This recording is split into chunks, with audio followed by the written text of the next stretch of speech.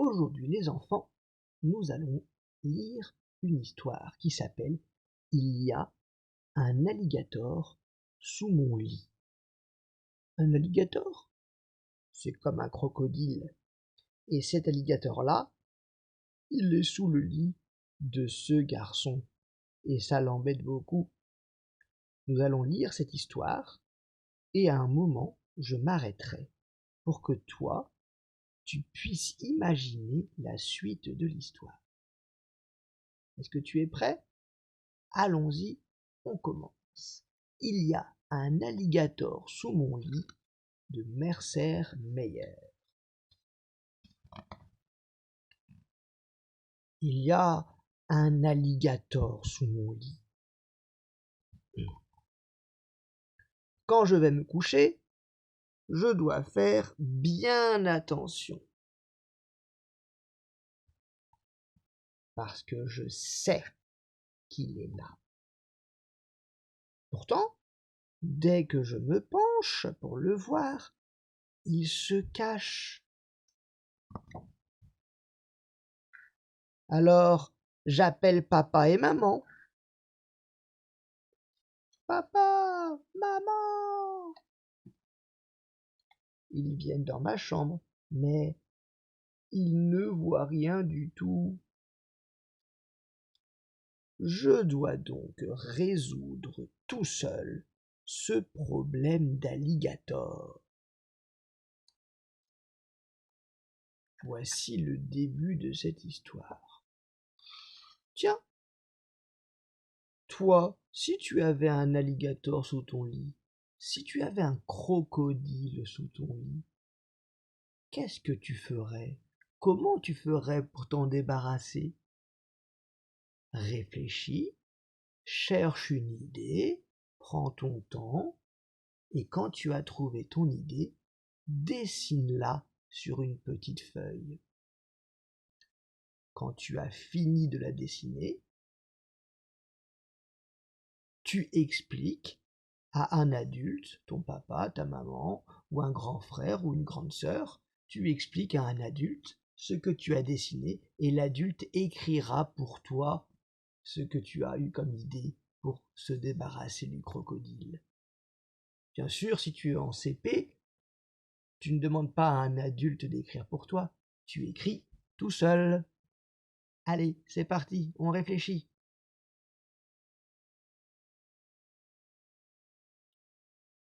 Est-ce que tu as trouvé une idée pour te débarrasser de l'alligator? Très bien. Eh bien maintenant, je vais te lire la suite de l'histoire. Et on va voir. Est-ce que tu as eu la même idée que ce garçon? Nous étions arrivés à cette page. Je dois donc résoudre tout seul ce problème d'alligator. Je descends dans la cuisine pour choisir des appâts. Je remplis un grand sac en papier de choses que les alligators aiment manger. Dans le garage, je dépose un sandwich au beurre de cacahuètes, des fruits et de la tarte aux pommes. Je sème des biscuits au chocolat dans le hall et sur chaque marche de l'escalier, je dépose un légume frais.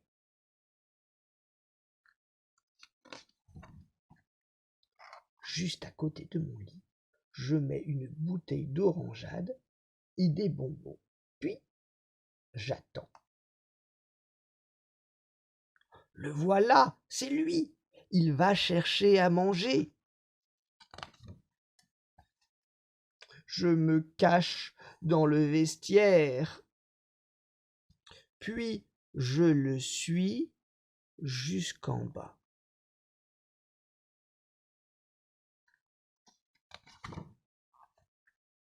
Ensuite, dans le hall.